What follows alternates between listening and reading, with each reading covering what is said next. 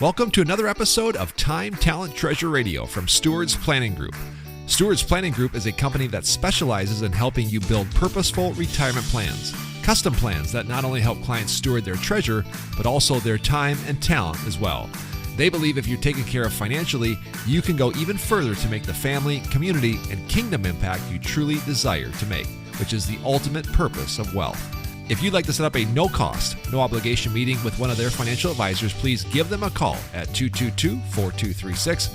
You can request a meeting at stewardsplanning.com, or you can simply stop by their office on 19th Avenue Southwest in Wilmer. Hey everybody, and welcome to another episode of Time, Talent, Treasure Radio. And I'm your host, Ben Taatjes, joined again in the office with one of our advisors, Matt Hoeskstra, is with us today. How are you, Matt? Good, very good. Good. Today's the first Tuesday of the month, so as per our normal schedule, we're bringing a money mindset with Matt. And one of the things that I've been talking about a lot with my clients, and I know Matt brought this subject to me when he came in, he said, I want to talk about money as a tool.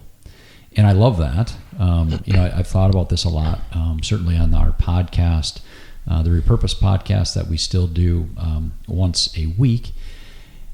We've talked about this idea of think of money as a hammer. And, a carpenter is not going to ever get super worked up about their hammer. It's a tool that they get to use. They're not going to certainly worship their hammer. They're not going to sit there and obsess about their hammer. They're just going to use it to create something. It's what they've created and how they use it, which is really the value of that hammer. So Matt brought that subject into me. He says, can we talk about money as a tool? I said, absolutely, be a great topic when we're talking about money mindset. So maybe walk our listeners a little bit through what do you mean by that, Matt, and how do you best explain money as a tool?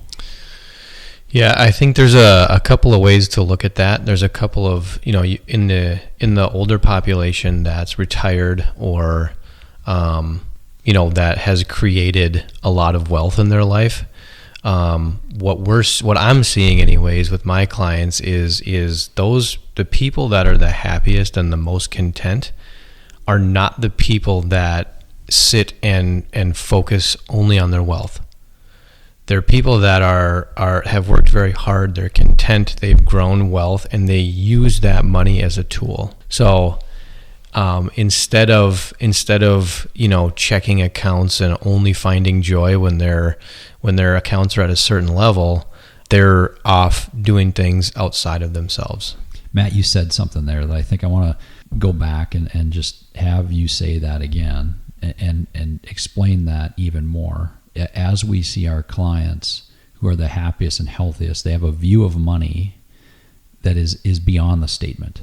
It's beyond what it's doing. It's beyond it's growing. If the money's going up, if their accounts are going up, or if it's going down, they're able to look at that differently and the experiences that come from it. So maybe flesh that out a little bit further, because I've always told clients, I think you have too, about the difference between wealth and income.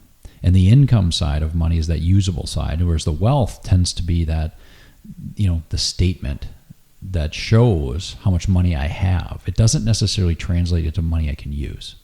Yeah, and I also want to be clear and just differentiate something. I'm not saying this is just true for the top 10% of our clients that are the wealthiest. I'm not saying that at all. And in fact, there are clients that, you would look at a statement and say they're, not as wealthy as you would think, right? But they're extremely happy, and so it doesn't. I'm not saying that this correlates with you have to be wealthy in order to be here, because there's a lot of clients that on paper, you wouldn't look at their vehicle and be like, man, they're super wealthy. But the people, regardless of how much money they have, they're the ones that are not checking and only finding joy on the days that their accounts are up. That reminds me, Matt, I had a client meeting, not recently, this goes back to April timeframe. Markets were really volatile. And one thing I know about this business, we see a lot of volatility, markets up, markets down. And it was one of those days where the markets happened to be way down. I said, how are you today? And he comes back with, well, I'm terrible. I'm like, well, why? He looks at me and says, well, you should know. Haven't you been looking at the markets? I was like, well, I didn't ask how the markets are doing. I asked, how are you doing? And I think that's something that we do see, to your point, sometimes there's clients that don't have multi-millions of dollars in their account, and they're perfectly content and happy because they have what they need, and they've been able to look at that account differently. And I think that's really the key there. So when we think about money as a tool, right? I think it's so important that we differentiate money as the means. It can never be the end, right? So we're always looking at money as this is a tool to get us experiences so that we can give money to charity, so we can experience things in our life. But when it becomes the goal, right, the end versus the means, I think that's when people tend to get kind of confused with money and what its real purpose is. To your point, it's a tool. It should always be the means. Yeah, and I see it in the younger generation as well, in that there's one of two things generally happens when money becomes the focus. I've seen clients that, and not even clients, but friends that they're like, we're living this life. If we could just make $25,000 more, our life would be so much easier. And then generally what happens is they just absorb that $25,000, and then money becomes even more of a focus because they're like, well, we're growing and we're doing the things that we need to, but it still isn't fulfilling. Or on the other hand, they don't do that, and they build wealth and they sacrifice too much at a young age, and then they get to a point where they're like, would I give up some of this wealth to go back and have some of these experiences? Maybe it's with your kids, maybe it's with, what I mean, you're young and you're healthy, and so I think for me, using money as a tool is saying I want to find the absolute perfect balance between both saving but also living a life of purpose outside of money, so that I have what I need and I'm being a good steward of my wealth, but I'm also being a great steward of my time and my purpose and the gifts that I've been given. Yeah, that's so good. Yeah, you came in today too with a study that I think it's a little bit older study. We've talked about it in the past, and I don't need you to go through the entire study, but I think one of the most interesting things is that people think once they get to that next level of income, whatever that is for them, it's always an income that's higher than what they have. That's always interesting. But if I'm making 100 grand, it's when I get to 150. If I'm making 200, when I get to 300. Whatever hundreds of thousands or tens of thousands of dollars that you are making, it's always when I have more than. And that study would actually challenge that mindset, wouldn't it? Yeah, and the study shows that once your basic needs are met, I mean, the number was older back in 2010, but once your basic needs are met, your emotional well-being does not increase with your bank accounts. And I think one of the saddest quotes I've ever heard was, I believe, and maybe we shouldn't quote this, but I believe it was John Rockefeller. When somebody asked him how much was enough, he said just a little bit more. And I think that's an easy mindset to really set yourself up for a life of disappointment. Yeah, love that. And I don't know if that was him or not, but I love the quote.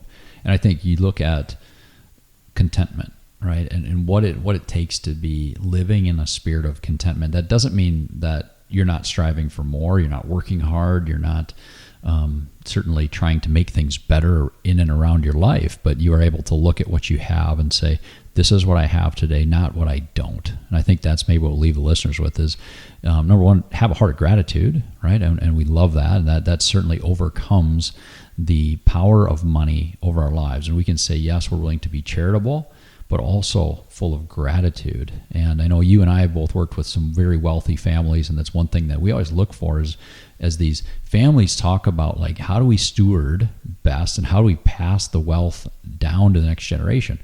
One of the things we're always looking for, is there an entitlement mindset there with the children? And furthermore, and more important, I think even than that is, and they're tied together, is their gratitude. Do they realize how good they have it? So yeah, great show, Matt. I always appreciate the way that you tie in really the psychology of money, how you're able to tie in behavioral finance really to our work here and how you use that. So appreciate you being on the show. Look forward to next show, and for all of us at Stewards Planning Group, steward well. Do you need help stewarding your time, your talent, or your treasure? If so, Stewards Planning Group can help. Now is the time to set up a no-cost, no-obligation meeting. You can do this one of three ways. Number one, give them a call right now at 222-4236. You can request a meeting online at stewardsplanning.com, or you can just stop by their office located on 19th Avenue Southwest in Wilmer. Thank you so much for listening to this episode of Time, Talent, Treasure Radio. We'll see you next time. Securities offered through Cetera Wealth Services, LLC, member FINRA SIPC. Advisory services offered through Cetera Investment Advisors, LLC, a registered investment advisor. Cetera is under separate ownership from any other named entity.